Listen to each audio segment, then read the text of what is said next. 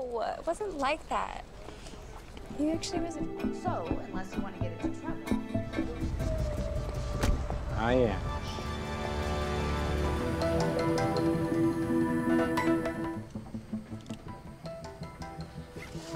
My God. And I'll meet you upstairs in the bedroom.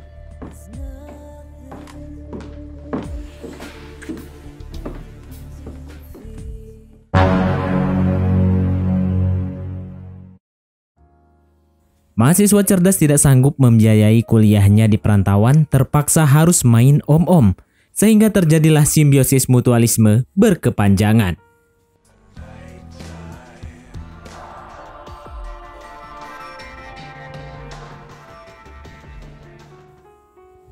Di awal film kita melihat mahasiswa cantik bernama Kara.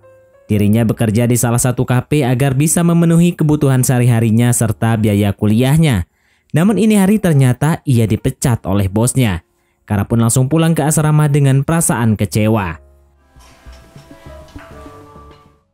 Sesampainya di asrama, Kara kaget melihat harga gaun teman sekamarnya Swana, yaitu seharga $849. Jika dirupiahkan, ya kurang lebih belasan juta.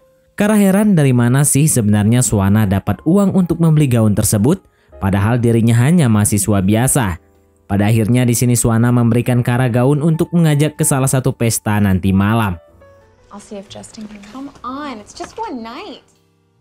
Nah, kini saatnya Swana dan Kara telah tiba di pesta tersebut, di mana Kara terlihat cukup seksoi dan cukup heran melihat para om-om sugar daddy yang masing-masing mempunyai pasangan muda.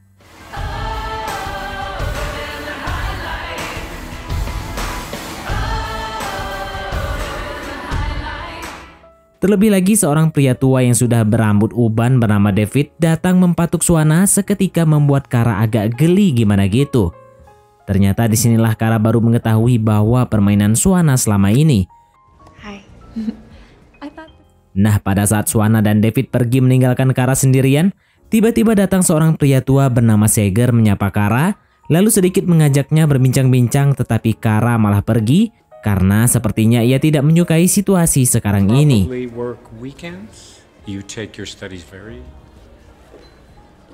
Tanpa ia mengetahui jika Seger sangat menyukai tantangan serta perempuan yang ambisius. Keesokan harinya di kampus, Kara curhat dengan pacarnya yang bernama Justin jika orang tuanya sedikit dililit hutang asuransi. Tapi tak lama setelahnya tiba-tiba ada seseorang yang nelpon. Ternyata itu adalah Seger. Di sini Kara terpaksa membohongi pacarnya jika itu adalah telepon dari teman ayahnya. Setelahnya Kara langsung buru-buru balik ke asrama menemui Swana, sekalian mempertanyakan siapa sebenarnya yang telah memberi nomor handphonenya ke Seger.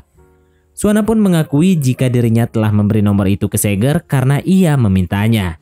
Di sini sebenarnya Kara sedikit jengkel ke Swana, tetapi Swana malah berkata, cobalah sedikit terbuka dengan Seger karena ia adalah pengusaha kaya raya dan sudah pasti bisa membantu segala kebutuhan termasuk uang kuliah, bahkan bisa membantumu bergelimang duit. Kara pun bertanya, lalu bagaimana cara kerjanya? Cobalah sesekali jalan dengannya, kata Swana. Di sini Kara sepertinya mulai ingin benar-benar berkontaminasi dengan sugar daddy, tergambar di mana Kara terlihat sangat respek dengan ajakan Seger menggunakan jet pribadi. We are. Buckle up. Mulai dari makan bersama pada restoran berkelas, bahkan Kara mulai bertanya-tanya soal profesi Seger. Seger pun memberitahu semuanya jika ia adalah seorang pebisnis. Sedikit canggung, Kara memberitahu Seger jika sebenarnya ayahnya telah dililit hutang sebanyak $80.000. Dengan senang hati, Seger siap membantu Kara, bahkan siap memberikan jatah bulanan jika Kara siap menjalin hubungan khusus dengan Seger. I have a boyfriend. Keesokan harinya, Kara masuk kampus beserta kedua temannya yaitu Swana dan Rika, sekaligus menceritakan perihal weekendnya dengan Seger. Lalu pada saat proses perkuliahan sedang berjalan terlihat Kara tidak fokus. Ternyata ia sedang memikirkan Seger saat bergandengan di bandara.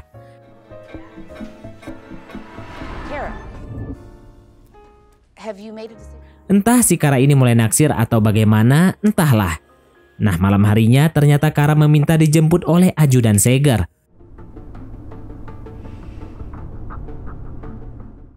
Setibanya di rumah Seger, Kara cukup terkejut melihat rumahnya yang sangat mewah.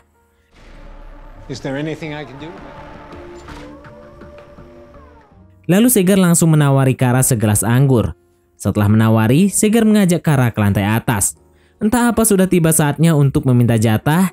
Ya, meskipun Kara sedikit canggung agak kepolosan, tetapi ia nurut saja. Setibanya di atas, wah benar saja, ternyata Seger mengajak Kara masuk ke kamarnya, lalu seketika menggoda Kara dari belakang dan setelahnya Seger langsung menggarap sumur keramatnya Kara. Setelah menggarap sumur keramat, Seger memberi Kara cek dengan jumlah uang yang tertera yaitu $5.000.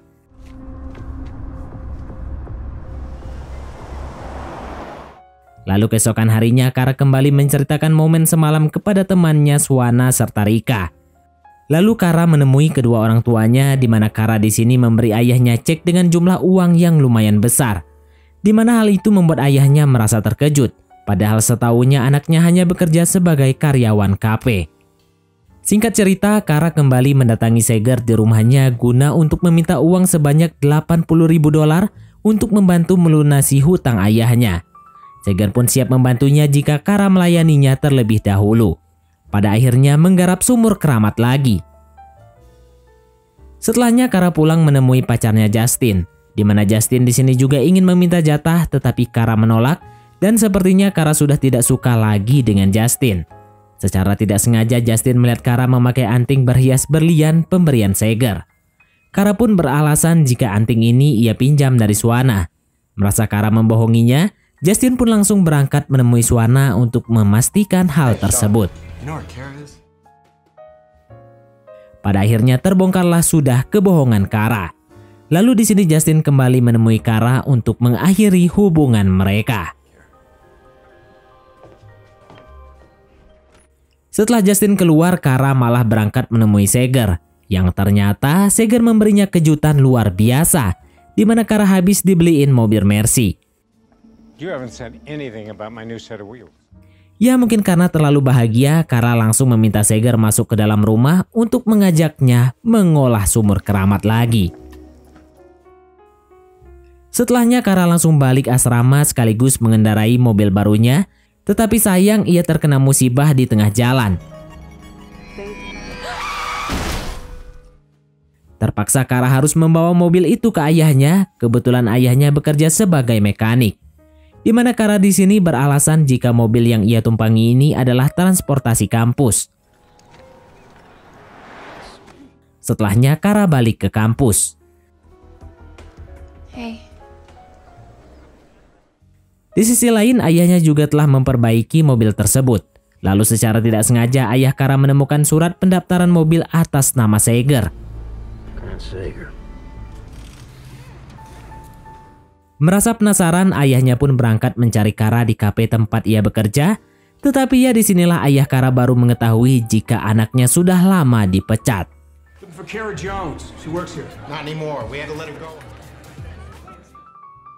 Di sisi lain, Kara sedang mendatangi rumah Seger, yang ternyata ayahnya juga datang ke sana mencari anaknya. For a guy named Grant Zager? I really do. Setelah mengetahui semuanya, ayah Kara langsung pulang. Dad! Dad, I'm sorry. Sementara Kara datang meminta maaf kepada Seger, tetapi Seger tidak menerima hal itu dan langsung merobek setiap lembaran ceknya di depan Kara.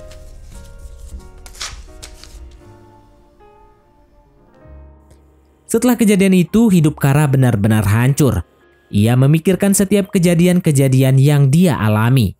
Belum lagi dirinya bangkrut, ayahnya juga bangkrut, mana biaya asrama dan kuliahnya juga sudah menunggak semua. Ia terpaksa Kara memaksakan diri untuk kembali menemui Seger di salah satu pesta. Let me show you I can be what you want me to be. Did you miss me? Di pesta tersebut ternyata Rika juga ada di sana. Lalu di sini Kara memberitahu Seger jika ia sangat merindukannya, bahkan Kara kembali menawarkan diri untuk memuaskan hasrat Seger kapanpun ia mau. Yang jelas Seger siap membantu Kara dalam permasalahan finansialnya. Ternyata di sini Seger kembali menerima Kara tetapi dengan syarat, yaitu ingin melihat keagresifan Kara main genjerotan. Lalu Seger menunjuk Rika sebagai bahan perbandingannya.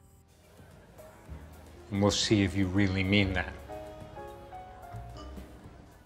Rika yang gila duit langsung berangkat ke rumah Seger bareng Kara. My God. Why don't you... Sesampainya di sana, Seger langsung menghajar kedua wanita cantik ini. Namun terlebih dahulu yang diolah sumur keramatnya adalah Rika. Selanjutnya barulah Kara. Disertai gaya kesukaan Seger yaitu mencekik leher. Namun siapa sangka secara tidak sengaja Rika terbunuh akibat cekikan Seger yang berlebihan karena mungkin terlalu keenakan. Peter got her a cab. He didn't want her getting... She drank too much. He was just here. Di sini ajudan Seger dengan cepat mengamankan mayat Rika. Sementara Kara yang sudah trauma langsung balik ke asrama sekaligus memberitahu Swana atas peristiwa kematian Rika.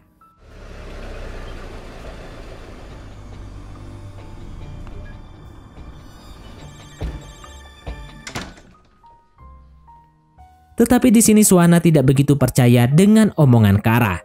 Di lain sisi, Kara juga memberitahu Swana jika ia akan melaporkan Seger ke polisi. She's fine. Come on. Pick up.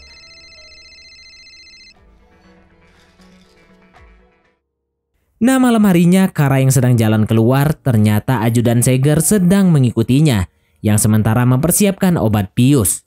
Tetapi kebetulan ayah Kara sempat mengaktifkan GPS untuk melacak anaknya kemanapun ia pergi.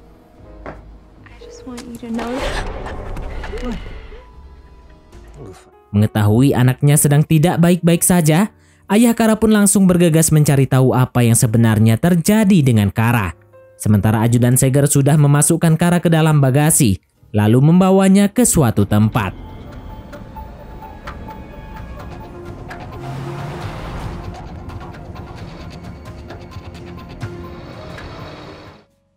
Ketika sudah sampai di tempat tujuan, di mana pada saat ajudan Seger segera mengeluarkan Kara dari bagasi, ternyata Kara sempat melepaskan ikatan dan langsung menendang si ajudan, lalu Kara langsung lari masuk ke dalam gudang.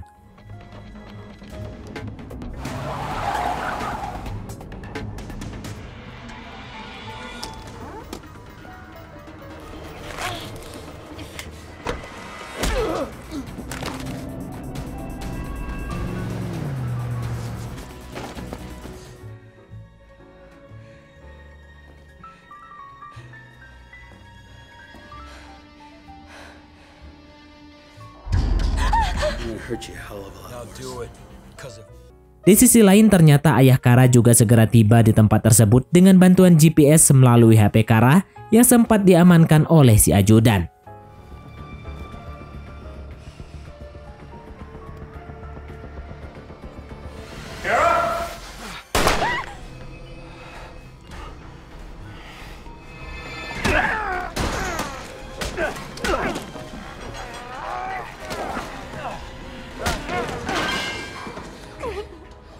Leave it alone. Hey, what the hell's going on? Did you... I think Peter broke your arrangement. Di akhir cerita, Seger akhirnya tertangkap polisi saat Seger melarikan diri. Dan film pun tamat.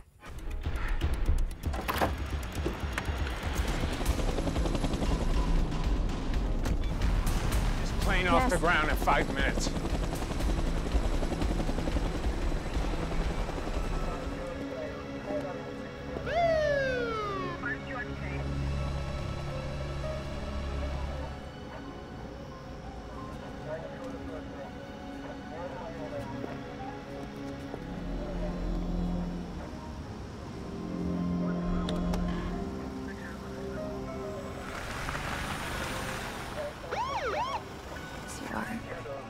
There are some things.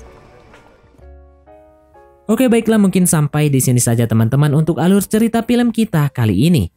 Terima kasih buat teman-teman yang telah mengikuti alur cerita film ini sampai selesai. Sekian dari Mimin, sampai jumpa di konten berikutnya.